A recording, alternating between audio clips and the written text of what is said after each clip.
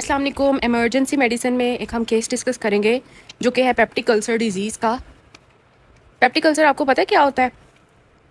Peptic ulcer जो होता है ना, अल्सर क्या होता है? अल्सर डिसकंटिन्यूटी होती है in the wall of mucosa due to physical, chemical, mechanical, psychological और बायोलॉजिकल स्ट्रेस।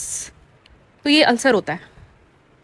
अब ये जो पेप्टिक अल्सर होता है ये दो तरह का हो सकता है। गैस्ट्रिक अल्सर हो सकता है, मतलब स्टमक के अंदर अल्सर हो सकता है, या ड्यूडिनल अल्सर हो सकता है कि ड्यूडिनम के अंदर अल्सर होगा। पहली तो इंपॉर्टेंट चीज़ आ जाती है पेप्टिक अल्सर के लिए कि हमने इसके डीडीज़ निकालने होते हैं।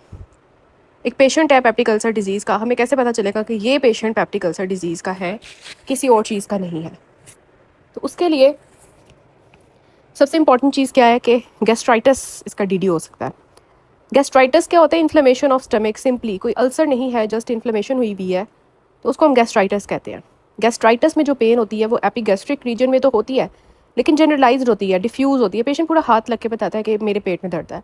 उसके साथ साथ उसको वॉमिटिंग हो सकती है, कि वो कहता है कि मैं पानी भी पीता हूँ तो मुझे वॉमिटिंग होती है। ये गैस्ट्राइटिस है। फिर दूसरे क्या है? गर्ड। गर्ड जो है गैस्ट्रोइसोफेजियल रिफ्लक्स डिजीज़, उसमें एपिगैस्ट्रिक पेन तो है, लेकिन जो प्रीडोमिनेंट उसका जो फीचर है ना, वो ये है रिट्रोस्टर्नल बर्निंग होती है, और रात के वक्त उसको ऐसे जलन होती है सीने में, वो इस तरह कहता है। तो ये गर्ड है। इसके अलावा इन्फीरियर वॉल एमआई। अगर कोई पेशेंट है और वो 40 ईयर्स से ज़्यादा का है, कहता है चलने फिरने से मुझे सीने में दर्द होती है या एपिगैस्ट्रिक पेन भी हो सकती है, तो हमेशा उसका ज़रूर लाजमी ईसीजी करवा लें और 2-3 एवीएफ लीड में देखें, इन्फीरियर वॉल एमआई को रूल आउट कर लें। वो एसटी एलिवेशन भी हो सकती है, एसटी डिप्रेशन भी हो सकती है। तो अगर राइट कोरोनरी आर्टरी इन्वॉल्व है तो फिर उसके मुताबिक ये होगा। तो उसमें हम नाइट्रेट्स नहीं देते, ठीक है? तो ईसीजी कर लें इसकी। उसके बाद कौन सा हो सकता है डीडी? और क्या हो सकता है? Acute cholecystitis. एक्यूट कोलिसिस्टाइटिस में एक्चुअली गॉल ब्लैडर की इन्फ्लेमेशन है, तो एपिगैस्ट्रिक पेन के साथ साथ उसको राइट हाइपोकॉन्ड्रियम में पेन होगी, और क्योंकि गॉल ब्लैडर का इशू है तो वो राइट शोल्डर में भी पेन जा सकती है, और बहुत सीवियर कॉली की पेन होती है इसकी। अगर कोई स्टोन फंसा हुआ है या उसकी वजह से, तो बहुत सीवियर कॉली की पेन होती है राइट हाइपोकॉन्ड्रियम में। इसके अलावा अगर यहाँ पे हम नहीं लिखा हुआ डीडीज़ और रूल आउट करें तो एक एक्यूट हेपेटाइटिस का डीडी बनता है। पेशेंट को एपिगैस्ट्रिक पेन के साथ साथ राइट हाइपोकॉन्ड्रियम की पेन होती है, और इसके साथ साथ उसको उसका येलो स्क्लेरा होता है। उसका भूख नहीं उसको लगती, दिल नहीं करता कुछ खाने का, और पीला हो जाता है हेपेटाइटिस से की वजह से या इस तरह से ना। फिर एक्यूट पैंक्रियाटाइटिस हो सकता है इसका डीडी। लेकिन पैंक्रियाटाइटिस में आपको पता है एपिगैस्ट्रिक पेन जो होती है ना, वो बैक में रेडिएट कर रही होती है, तो वो एक हो गया। फिर एक्यूट कोलेंजाइटिस हो सकता है, जिसमें एपिगैस्ट्रिक पेन के साथ साथ राइट हाइपोकॉन्ड्रियम में पेन होती है और साथ में हाई ग्रेड फीवर होता है। इसमें एक्चुअली क्या होता है, जो बाइल डक्ट्स होती है ना, उनकी इन्फ्लेमेशन होती है, तो हाई ग्रेड फीवर के साथ साथ येलो स्क्लेरा होती है इसमें भी, जैसे एक्यूट हेपेटाइटिस में थी। फिर और अगर हम डीडीज इसके बनाएं तो क्या हो सकता है डीडी के? प्लूरिटिक चेस्ट पेन या एपिगैस्ट्रिक पेन हो सकती है, कि जो लंग की वॉल है, प्लूरा है, उसकी इन्फ्लेमेशन अगर हो तो प्लूरिटिक पेन कहते हैं। तो वो ऑब्वियसली कब होगी कि उसमें क्या होगा कि जब पेशेंट सांस लेगा ना या खांसी करेगा तो उसकी पेन ज़्यादा होगी, जो प्लूरिटिक चेस्ट पेन होती है। और उसमें रिब के जो होते हैं ना, दोनों साइड्स के, राइट एंड लेफ्ट दोनों साइड्स के, वहाँ पे पेन हो रही होती है। इसके अलावा वर्म इन्फेस्टेशन हो सकती है, कि अगर उसके पेट में, किसी के पेट में दर्द है तो एपिगैस्ट्रिक पेन हो सकती है। लेकिन ऑब्वियसली वर्म इन्फेस्टेशन में अगर आपको याद हो तो उसमें क्या होता है, पेरिएनल इचिंग होती है, कि वो कहते हैं कि रात के वक्त ना बहुत ज़्यादा पेरिएनल इचिंग है। फिर इंटेस्टाइनल इस्कीमिया हो सकता है इसका डीडी। इंटेस्टाइनल इस्कीमिया में क्या होता है कि जब पेशेंट खाना खाता है ना, उसके पेन होती है, क्योंकि एथेरोस्क्लेरोसिस हो सकती है एब्डोमेन की आर्टरीज़ में, like coeliac trunk, superior mesenteric artery या इन्फीरियर मेसेंटेरिक आर्टरी, लेकिन ज़्यादा इन्फीरियर मेसेंटेरिक आर्टरी में होती है। तो ये सब इसके डीडीज़ हैं। इसके अलावा अगर हम एक डीडी बनाएं इसका, तो एक और हो सकता है जो कि है आपका डीडी पैन गैस्ट्राइटिस, ठीक है? मोस्टली जब एंडोस्कोपी हम करते हैं तो उसके ऊपर कोई आंसर हमें नहीं मिलता, जस्ट हमें इन्फ्लेमेशन मिलती है। वो कहते हैं पूरे मैदे में इन्फ्लेमेशन है, पैन गैस्ट्राइटिस कहते हैं उसको। उसमें भी आपने फिर रूल आउट करना होता है कि एच पाइलोराई तो नहीं है, या हम उसके और कॉजेज़ देखेंगे। फिर आईबीएस इसका डीडी हो सकता है, इरिटेबल बाउल सिंड्रोम। लेकिन उसमें क्या होता है, पूरे जनरलाइज्ड एब्डोमिनल पेन होती है, पूरे पेट में दर्द होती है। जब पेशेंट डेफिकेशन कर लेता है, स्टूल पास कर लेता है, तो उसकी पेन ठीक हो जाती है। और उसके ऑन ऑन एंड ऑफ जो है ना उसकी हिस्ट्री होती है कि कभी मुझे डायरिया हो जाता है, कभी मुझे कॉन्स्टिपेशन हो जाती है, कभी डायरिया हो जाता है, कभी कॉन्स्टिपेशन। तो IBS भी हमने रूल आउट करना होता है, इरिटेबल बाउल सिंड्रोम। तो अब हम अपने मेन टॉपिक की तरफ अगर आएँ तो DDs हमने देख लिए। पेप्टिक अल्सर डिजीज़ का पेशेंट किस तरह से प्रेजेंट करेगा। पेप्टिक अल्सर डिजीज़ का जो पेशेंट होगा उसमें बेसिकली पेशेंट कहेगा कि मुझे पिन पॉइंट, मतलब एपिगैस्ट्रिक पेन, एपिगैस्ट्रिक रीजन में ना वो पूरा पिन पॉइंट करेगा कि उंगली रख के बताएगा कि इस जगह पे दर्द है। तो दिस इज़ बेसिकली कि पिन पॉइंट अगर वो कह रहा है तो वो पेप्टिक अल्सर डिजीज़ है। और अगर वो कह रहा है कि डिफ्यूज़ है तो फिर आपने गैस्ट्राइटिस सोचना है। फिर अब अगर हम डिफ्रेंशिएट करें कि कैसे पता चलेगा कि गैस्ट्रिक अल्सर है या ड्यूडिनल अल्सर है, तो ये बहुत इंपॉर्टेंट चीज़ है। आपको पता भी होगा कि अगर खाना खाने से पेन ज़्यादा हो रही है ना तो वो गैस्ट्रिक अल्सर है, और अगर खाना खाने से पेन रिलीव हो रही है ना तो वो ड्यूडिनल अल्सर है। खाना खाने से पेन क्यों ज़्यादा होती है स्टमक अल्सर की? क्योंकि एसिड सक्रीशन होती है, और एसिड सक्रीशन जितनी होगी वो ओथ वॉल को डैमेज करेगा। लेकिन ड्यूडिनल अल्सर की पेन क्यों ठीक हो जाती है खाना खाने से? जब पेशेंट खाना खाता है तो उसकी पैंक्रियाटिक सक्रीशंस होती हैं एल्कलाइन, वो ड्यूडिनल अल्सर को एल्कलाइज कर देती हैं, एसिड को न्यूट्रलाइज कर देती हैं, जिसकी वजह से खाना खाने से ड्यूडिनल अल्सर की पेन जो है वो ठीक हो जाती है। सो ये हमने देखा कि गैस्ट्रिक और ड्यूडिनल अल्सर को हम किस तरह से डिफ्रेंशिएट करते हैं। अब क्या कॉजेज़ हो सकते हैं? जब पेशेंट के पिन पॉइंट पेन का बताएगा कि मुझे यहाँ दर्द है, खाना खाने से फॉर एग्जांपल वो कह रहा है ज़्यादा हो रहा है या खाना खाने से कम हो रहा है, तो फिर हमने उनसे पूछना है कि आप कोई दर्द की गोलियाँ तो नहीं खाते थे? ठीक है, हिस्ट्री ऑफ एनसेड्स, या इसके अलावा आप पूछ सकते हैं स्मोकिंग तो नहीं करते, चाय कॉफ़ी ज़्यादा इस्तेमाल तो नहीं करते, अल्कोहल तो नहीं पीते, स्टेरॉइड्स तो नहीं ज़्यादा यूज़ की। इसके अलावा स्ट्रेस अल्सर्स भी हो सकते हैं, क्योंकि पेशेंट कहता है कि मैं स्ट्रेस बहुत ज़्यादा लेता हूँ, स्ट्रेस उसका ज़रूर रूल आउट करना है। लेकिन जो मोस्ट कॉमन कॉजेज़ हैं ना वो एच पाइलोराई और एनसेड्स हैं। एज पाइलोराई तो बहुत ज़्यादा हर किसी के अंदर पॉजिटिव आ रहा होता है, तो हमने लाजमी जो इन पेट दर्द के पेशेंट हैं उनके अंदर पेप्टिक अल्सर अगर हम सोच रहे हैं तो आपने ज़रूर जो है ना उनका क्या करवा लेना है, as pylori stool antigen test.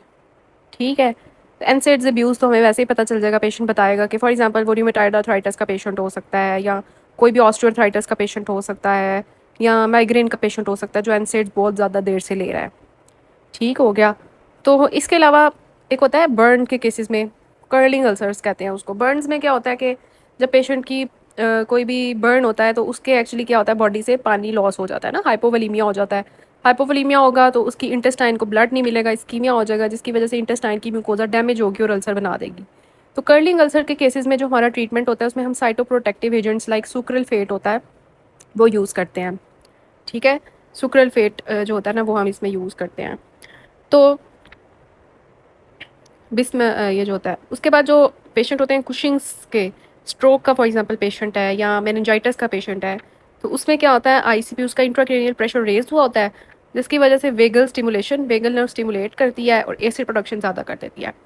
तो स्ट्रोक के पेशेंट्स में भी ये हो सकता है पेप्टिक अल्सर, या मेनिंजाइटिस के पेशेंट में भी हो सकता है ड्यू टू रेज्ड आईसीपी।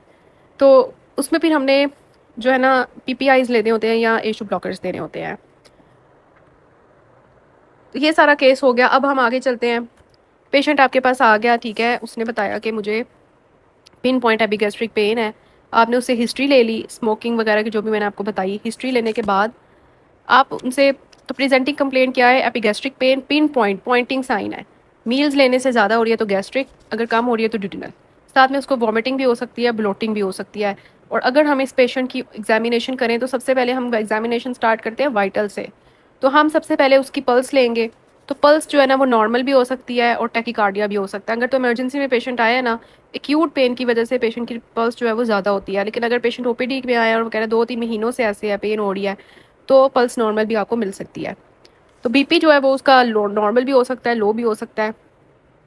तो वो फिर अगर लो है तो इसका मतलब उसको डिहाइड्रेशन है, वॉमिटिंग फॉर एग्जांपल कर करके जो है ना, फिर उसको हम ऑब्वियसली जो है ना लगाएंगे, उसको ड्रिप लगाएंगे आईवी। रेस्पिरेटरी रेट आप उसको लेंगे, टेम्परेचर लेंगे। ठीक है, तो टेम्परेचर अगर उसका हाई है तो आप ज़रूर सोचें कि उसको एक्यूट कोलेंजाइटिस हो सकता है। ठीक है, या उसको जो है ना मतलब कोई भी इन्फ्लेमेशन है उसकी बॉडी में। ठीक है, तो ये सोच लें। तो ये वाइटल्स लेने के बाद आप उसकी जनरल फिजिकल एग्जामिनेशन करेंगे, उसकी आइज़ देखेंगे कि स्क्लेरा में येलोनेस तो नहीं है, अगर येलो स्क्लेरा है तो आप सोचेंगे कि उसको एक्यूट हेपेटाइटिस हो सकता है या एक्यूट कोलिंजाइटिस हो सकता है। उसकी नोज ओरल कैविटी एग्जामिन करेंगे, वो अनरिमार्केबल होगी। चेस्ट ऑस्कल्टेट करेंगे, अनरिमार्केबल होगी। एब्डोमेन एग्जामिनेशन करेंगे तो आपको एपिगैस्ट्रिक टेंडरनेस मिलेगी। जब आप उसके एपिगैस्ट्रियम में प्रेस करेंगे तो उसको पेन होगी, ठीक है। मर्फी साइन करेंगे, आप जो है उसका राइट हाइपोकॉन्ड्रियम उसमें प्रेशर देंगे और चेक करेंगे कि कहीं उसको एक्यूट कोलिसिस्टाइटिस की पेन तो नहीं है। तो एपिगैस्ट्रिक टेंडरनेस आपको पॉजिटिव मिलेगी पेप्टिक अल्सर के पेशेंट के अंदर। तो डीडीज़ भी हमने डिस्कस कर लिए, हमने एग्जामिनेशन भी कर ली, वाइटल्स ले लिए, हमने उसकी प्रेजेंटिंग कंप्लेंट नोट कर ली, ठीक हो गया। अब हम जो उसकी मैनेजमेंट करते हैं, तो जितने भी पेप्टिक अल्सर के पेशेंट्स हैं उनके अंदर ऑब्वियसली अभी उनको इमरजेंसी में वो आए हैं, तो आपने मस्ट जो है ना आईवी लाइन उनको लगा देनी है। आईवी लाइन पास किया आपने, 100 ml नॉर्मल सेलाइन में आपने इंजेक्शन ओमेप्राजोल ऐड किया, राइजे के नाम से या ओमेगा के नाम से ये आता है 40 mg का, और 30 माइक्रो ड्रॉप्स पर मिनट में आपने इसको चला देना है। उसके अंदर आपने मिक्स करना है इंजेक्शन ग्रेविनेट भी, जो डाइफेनहाइड्रामीन होती है, H2 रिसेप्टर ब्लॉकर होती है। ये क्या करता है ग्रेविनेट, ये एक तो एसिडिटी को कम करता है, दूसरा वॉमिटिंग को कम करता है। तो आपने ये वाला भी उसके अंदर नॉर्मल सलाइन में ऐड कर देना है। तो क्या क्या ऐड किया आपने, ग्रेविनेट और ओमेप्राजोल, ठीक है।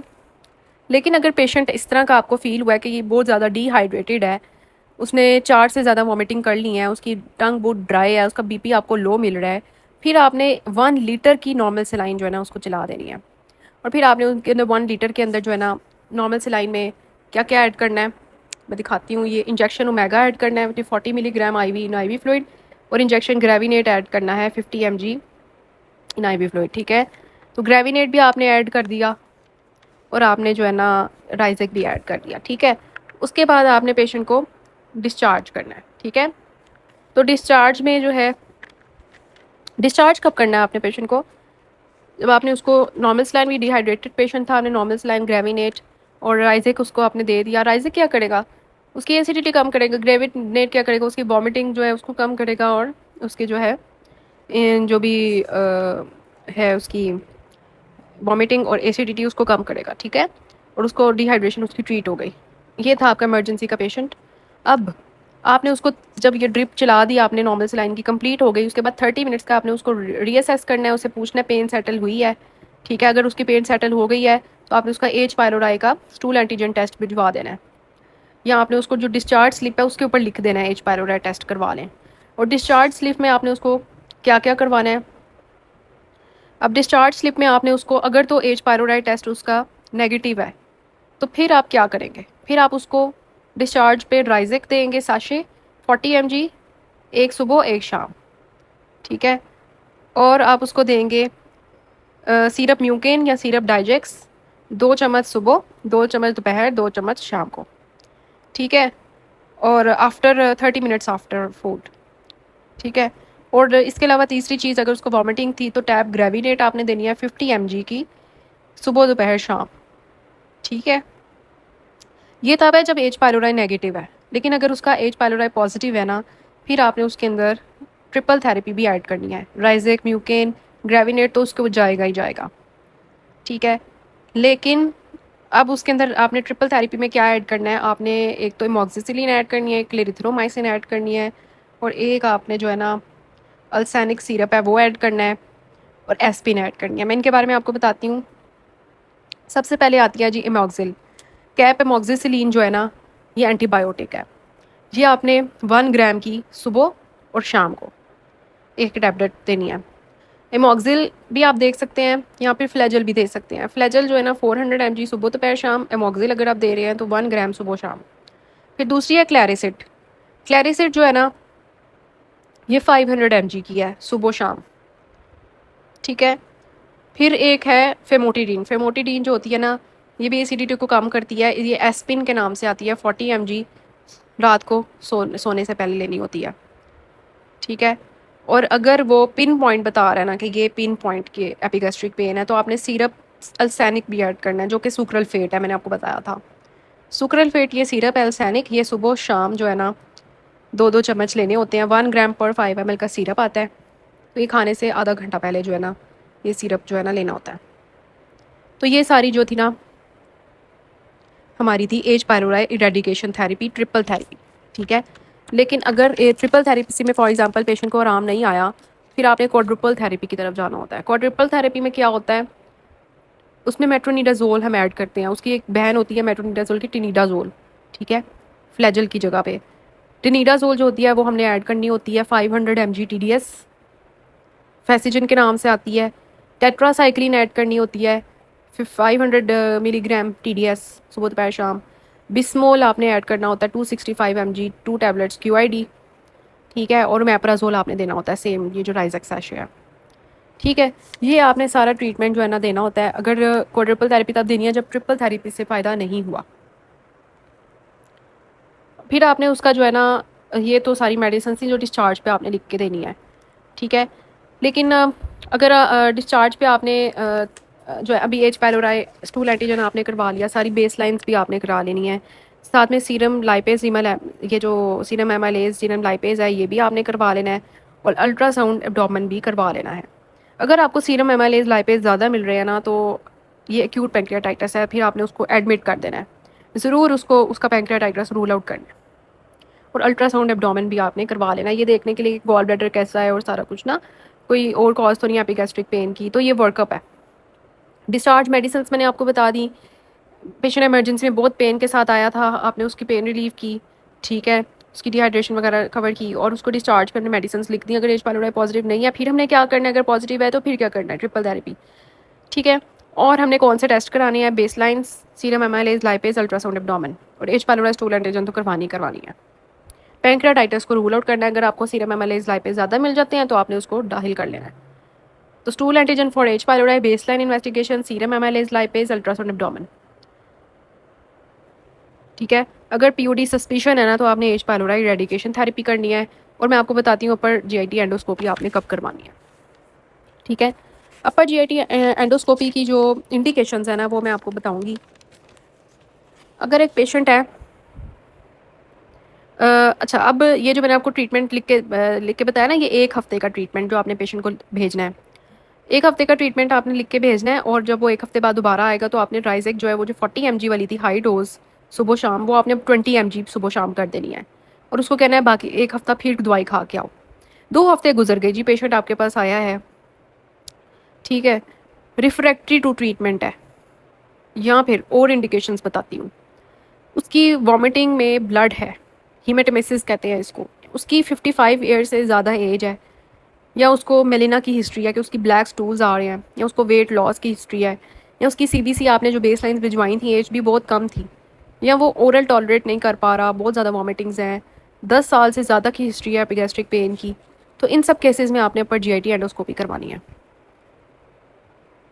क्योंकि 75% जो ड्यूडिनल अल्सर्स होते हैं वो मिलिग्नेंट होते हैं, और 50% जो गैस्ट्रिक अल्सर्स होते हैं वो मिलिग्नेंट होते हैं, और परफोरेशन की चांसेस भी जो है ना ड्यूडिनल अल्सर में बहुत ज़्यादा होते हैं। तो आपने मस्ट जो है ना ये सारी चीज़ें माइंड में रखनी है कि आपने कब इंडिकेशंस, अगर आपको नहीं समझ आई इंडिकेशंस की तो आप दोबारा पीछे करके ये सुन लें, ओके। लेकिन अगर एक पेशेंट है वो कह रहा है मैंने एंडोस्कोपी नहीं करवानी, फिर आप क्या करेंगे, ठीक है। एंडोस्कोपी अगर कोई कह रहा है पेशेंट मैंने नहीं करवानी, तो फिर आप उसको क्या करेंगे, फिर आप उसको 6 हफ्ते का ट्रीटमेंट देंगे कि उसका जो अल्सर है ना वो हील हो जाए, ठीक है। 6 हफ्ते का ट्रीटमेंट उसको क्या देना है आपने नोट कर लें कि ज़्यादातर पेशेंट्स होते हैं वो नहीं एंडोस्कोपी कराना चाहते, कैमरा डाल के, बताते हैं ना कैमरा करके डाल के टेस्ट करना है, मुंह के ज़रिए जाएगा, वो डर जाते हैं, वो कहते हैं हमने नहीं कराना है, या वो अफोर्ड ही नहीं कर सकते इसको। तो फिर आप क्या करेंगे, आप उसको 6 हफ्ते का ट्रीटमेंट देंगे, जिसमें आपने क्या ऐड करना है, आपने वही राइजेक ऐड करनी है, तो मेप्राजोल रूलिंग, राइजेक, सांटे या ओमेगा के नाम से आती है, 20 mg सुबह शाम। आपने सीरपल्सैनिक ऐड करना है, जो सुक्रल फेट था, ये एक्चुअली क्या करता है, वो जो अल्सर की ऊपर वाली सारी जो है ना कवरिंग कर देता है, जिससे वो हील होता है। तो सुबह शाम ये पीना होता है सर सीरपल्सैनिक, ठीक है, 2-2 चम्मच। और सिरप न्यूकेन ऐड करना है सुबह दोपहर शाम 2-2 चम्मच। और इसमें आपने फेमोटिडीन जो एस्पिन के नाम से आती है 40 mg एट बेड टाइम दे देनी है। ये 4 चीज़ें आपने देनी है, अल्सैनिक, मेप्राजोल, एस्पिन जो फेमोटिडीन है, और सिरप न्यूकेन। 2 सिरप हैं और 2 गोलियाँ। अब ये जो ट्रीटमेंट है वो 6 हफ्ते के लिए पेशेंट को देना है। 6 हफ्ते से 12 हफ्ते तक हम ये ट्रीटमेंट दे सकते हैं। अगर एक पेशेंट विलिंग नहीं है एंडोस्कोपी करवाने के लिए, वो फोर्डिंग नहीं है, ठीक है, तो इंशाल्लाह उसकी जो 6 हफ्ते में अल्सर उसका हील हो जाएगा, अगर आपको वो वैसे हील नहीं हो रहा तो। Now what are the complications. अगर हम अल्सर को ट्रीट नहीं करते, पेशेंट आपके पास दर्द के साथ आया था, सारा कुछ ठीक है, उसने दवाई नहीं ली, या वो आपके पास आया ही नहीं है, वो ऐसे ही ज़िंदगी गुजार रहा है, चलो चलते रहना, तो जो मर्ज़ी हो रहा है। अब क्या कॉम्प्लिकेशंस हो सकती हैं अगर अल्सर को हम ठीक नहीं करते? तो अल्सर ब्लीड कर सकता है। Timely diagnosis of peptic ulcer disease is very much important. Pin point epigastric pain must rule out. DDs तो आपने बनाने ही बनाने हैं, लेकिन पेप्टिक अल्सर डिजीज़ की लाजमी हिस्ट्री ले, पायलोराई की हिस्ट्री, टेस्ट उसका, ठीक है, उसकी स्मोकिंग की हिस्ट्री और एनसेड्स की हिस्ट्री मस्ट ले। Timely diagnosis very much important कि अगर हम पेप्टिक अल्सर डिजीज़ को टाइमली ट्रीट नहीं करते, उसको हील नहीं करवाते, तो फिर क्या हो सकता है, उसकी ब्लीडिंग कर सकता है। वो ब्लीड करेगा कैसे? अल्सर पूरी की पूरी वॉल को अगर खड़े तो वहाँ पे अगर डैमेज करे तो वहाँ पे ब्लड वेजल्स होती हैं, वो लीक कर सकती हैं, तो पेशेंट आपके पास अपर जीआईटी ब्लीड के साथ आ सकता है। फिर उसकी अलग से मैनेजमेंट होती है। फिर ऑब्स्ट्रक्शन हो सकती है इसकी, कि वो इन्फ्लेमेशन इतनी ज़्यादा है कि उसने क्या किया, इन्फ्लेमेशन ने पूरी वहाँ पे ट्रॉफी स्कार बना दिया, क्रोनिक चलती रही, ऑब्स्ट्रक्शन कर दिया। आपको पता है ना, क्रोनिक इन्फ्लेमेशन कहीं चलती रहे तो वहाँ पे वो स्कार बन जाता है, फिर ऑब्स्ट्रक्शन हो जाती है उसकी वजह से। या पेप्टिक अल्सर में मेलिग्नेंसी हो सकती है, या वो परफोरेट कर सकता है, जो हम अलग से इसका इमरजेंसी केस डिस्कस करेंगे कि परफोरेशन के केस में हमने क्या करना होता है। परफोरेशन वही है कि सारी की सारी वॉल जो है ना फट गई है उसकी, और अल्सर जो है ना वो एसिड की वजह से सारा ख़राब हो गया, अब सारी वॉल फट गई है, परफोरेट कर गई है। तो ये सारी इसकी जो है ना कॉम्प्लिकेशंस हैं, तो ये बहुत इंपॉर्टेंट है, ठीक है। कॉम्प्लिकेशंस को मस्ट माइंड में रखिए। और एक मैंने आपको ज़ोलिंगर एलिसन सिंड्रोम का बताना था। ज़ोलिंगर एलिसन सिंड्रोम भी एक रीज़न है पेप्टिक अल्सर डिजीज़ का। ज़ोलिंगर एलिसन सिंड्रोम में क्या होता है कि बहुत ज़्यादा गैस्ट्रिन हार्मोन बनता है, और उसकी वजह से गैस्ट्रिन बहुत ज़्यादा जो है ना एचसीएल की प्रोडक्शन होने लग जाती है, स्टमक में बहुत ज़्यादा एसिडिटी होगी, तो जगह जगह जगह जगह अल्सर बन जाएंगे, ज़ोलिंगर एलिसन सिंड्रोम कहते हैं, वो भी इसकी एक कॉज है, वो ऑब्वियसली हम देखेंगे। अच्छा, ये जो थी ना जनरल एडवाइस मस्ट पेशेंट को, जब इमरजेंसी में आपके पास आया, उसको स्टेबल करके ना मेडिसिन लिख के बेस लाइन्स भिजवा के सारा कुछ जो मैंने आपको टेस्ट वर्क का बताया, उसको थेरेपी वगैरह दे के भेज दिया आपने। एंडोस्कोपी मैंने आपको बताया कब करवानी है, और अगर एंडोस्कोपी नहीं करवाई तो फिर आपने क्या ट्रीटमेंट देना है 6 हफ्ते का। जनरल एडवाइस मस्ट आपने हर जगह लिख के भेजनी है जब भी पेप्टिक अल्सर डिजीज़ का पेशेंट ट्रीट कर रहे हैं, कि मिर्च मसालों से परहेज़ करना है, कॉफ़ी कोल्ड ड्रिंक्स और चाय कम करें, सिगरेट नोशी ख़त्म कर दें, दर्दों की दवियात कम लें, माह में एक बार चेकअप करवाएं, अपने बाद दोबारा टेस्ट फॉलो अप लाजमी करवाना है, ठीक है आपने। अच्छा, उसके बाद जी मैं आपको बता रही हूँ कि मैंने आपको बता दिया कि जब पेशेंट स्टेबल होके आया ना, सो ये हेल्थ लाइफस्टाइल एडवाइस है, क्विट स्मोकिंग, पेन मेडिकेशन नहीं लेनी, ये सारी जो मैंने आपको बता दी, bakery items, fried oily foods, eggs, meat नहीं लेनी, और मेडिकेशन कोर्स कंप्लीट करना है, ठीक है। तो दिस इज़ अबाउट